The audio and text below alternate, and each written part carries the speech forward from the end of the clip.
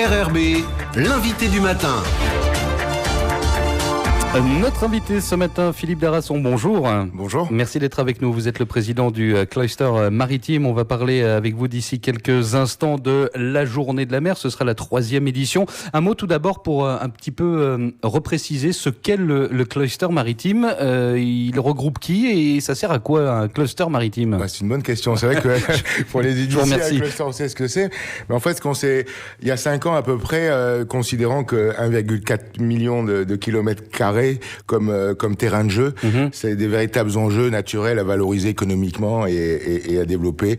Et donc le cluster, lui, a voulu dans sa création créer des synergies entre les acteurs de l'économie maritime pour pouvoir bénéficier des capacités d'innovation, des opportunités d'affaires, des créations d'emplois, etc.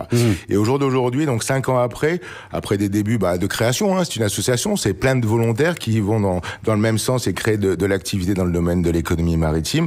On est arrivé aujourd'hui à 80 membres qui regroupent à peu près tous les secteurs d'activité ayant un lien avec la mer. Alors, il y a des entreprises de toute taille. En Calédonie, le tissu économique, on le connaît. Donc, il y a beaucoup de petites entreprises, voire unipersonnelles.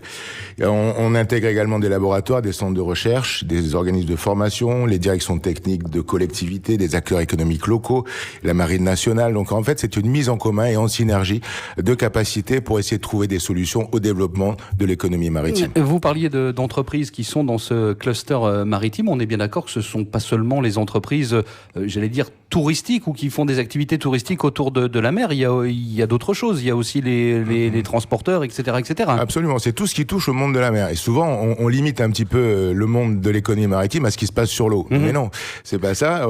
Actuellement, on est en phase de recensement. On en parlera aujourd'hui à la journée de la mer avec l'Observatoire économique du maritime. Mais on estime à peu près 3000 emplois, mais on sait pertinemment que l'économie maritime va bien au-delà. On parle du nickel monoactivité en Nouvelle-Calédonie, mais s'il n'y a pas la mer et les outils maritimes et les ports et les barges et les techniciens et la maintenance maritime et autres, il n'y a pas de nickel. Donc clairement, la mer c'est bien plus large que ça et l'économie c'est bien plus large que les activités touristiques. Alors Philippe Darasson, c'est donc aujourd'hui la 3e édition de la journée de la mer. Ça va se passer à l'auditorium de la province Sud. Combien de personnes vont participer à cette journée ? Mais écoutez, cette année, on a à peu près 200 inscrits à cette journée et aux thématiques qu'on va défendre à travers les différentes tables rondes.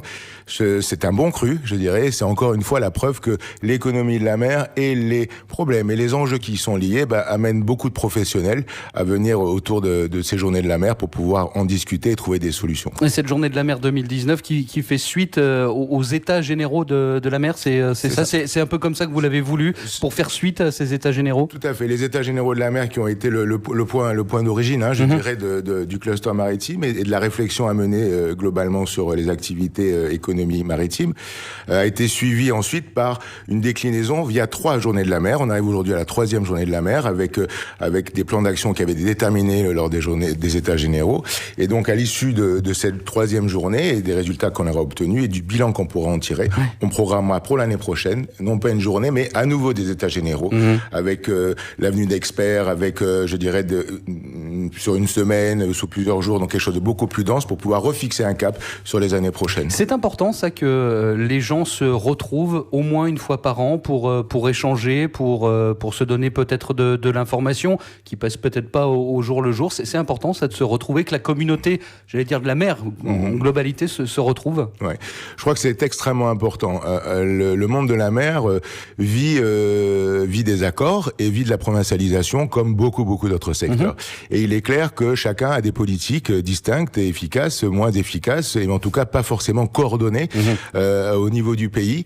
Et l'objectif du cluster maritime, justement, c'est de mettre en synergie et en relation la totalité des acteurs pour que la Nouvelle-Calédonie ne considère plus la mer comme un outil qu'on peut utiliser, mais réellement comme un vecteur de développement. Et si on veut travailler sur le développement du maritime, on peut pas réfléchir à savoir si on parle du parc naturel, si on parle du lagon sud, si on parle des pêcheries du Nord. Non, on parle de la mer mer, on n'en a qu'une, elle est unique, et donc il nous faut une stratégie maritime globale au niveau du pays. C'est ce qui est en train de se créer et se développer petit à petit. Alors pour cette troisième journée de la mer, il y aura plusieurs temps forts, 4 temps forts, et notamment 3 tables rondes avec des sujets que vous avez choisis. Est-ce qu'on peut évoquer ces 3 sujets ? Tout à fait. La première table ronde va réunir, je dirais, tous ceux qui s'intéressent aux problèmes de financement et de soutien financier des projets maritimes. On sait qu'on a en Nouvelle-Calédonie aux portes et avec la possibilité éventuelle d'obtenir des financements européens, pas européens, tout ça est un système extrêmement compliqué. Oui. Comme je vous le disais, on a beaucoup de petites entreprises qui sont pas capables de monter des dossiers importants. Oui. Et donc on a fait venir autour de la table, je dirais, les AFD, les caisses des dépôts, etc., pour que l'ensemble des acteurs puissent avoir des réponses et des discussions autour de leurs problèmes de financement.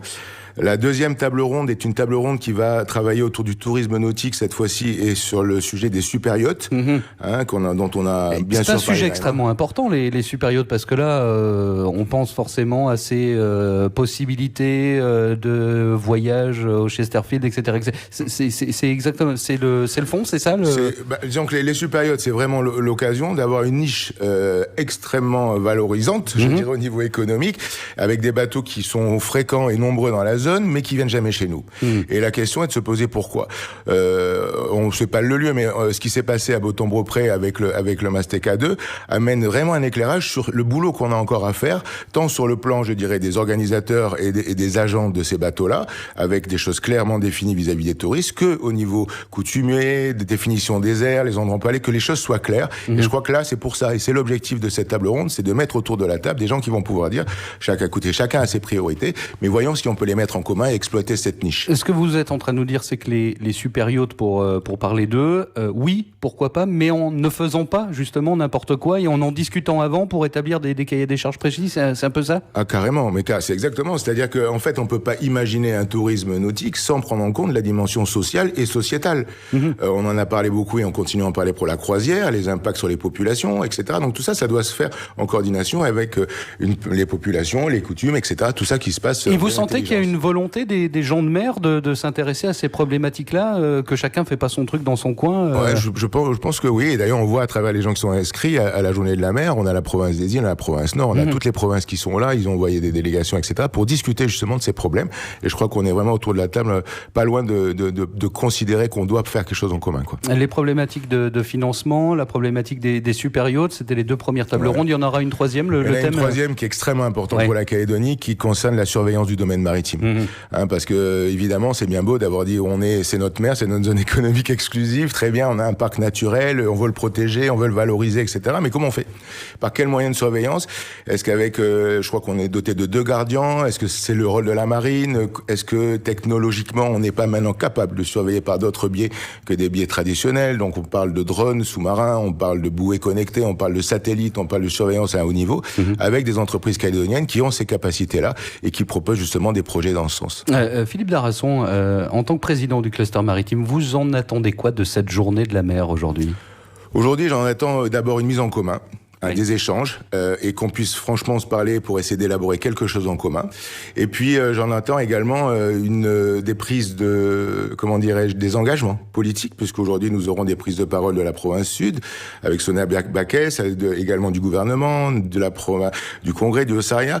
Et ce qu'on voudrait, ce qu'on souhaiterait, c'est que réellement soit prise en compte la dimension pays et qu'on en arrive à la fin à se dire réellement, si on n'est pas capable d'élaborer une stratégie à moyen et long terme maritime, on va faire que des petites choses chacun dans notre coin et on échouera. Et vous pensez qu'on peut avoir une stratégie globale de la mer en Calédonie ? C'est quelque chose qui peut se faire ? Si c'est un enjeu, on a bien su faire une stratégie nickel, donc pourquoi pas une stratégie maritime. 2 choses encore, Philippe Darasson. Vous me disiez tout à l'heure, j'ai un petit scoop pour vous. Il va se passer quelque chose en septembre 2019 dans les semaines qui viennent. De quoi s'agit-il exactement ? C'est réellement une nouvelle extrêmement importante pour le monde du maritime, à notre avis, au niveau du cluster. Il s'agit de la venue en Nouvelle-Calédonie du Comité France Maritime. C'est un atelier du Comité France Maritime Outre-mer. Le Comité France Maritime réunit, je dirais, les services de l'État, les collectivités régionales de l'Hexagone, ultramarines. On se voit à peu près une fois par an à Paris, au mois de novembre, pour faire un point sur tous les enjeux et les les engagements pratiques de l'État sur le domaine du maritime. Et là, on a la chance que la Calédonie ait été choisie pour faire un déplacement outre-mer. C'est-à-dire qu'on aura le secrétaire général de la mer qui sera là, on aura le président du cluster maritime, on va réunir toutes les institutions sur des thématiques extrêmement importantes pour nous en matière de recherche et d'innovation, de croisière, de formation, de développement portuaire, de réparation navale, de filière de déconstruction.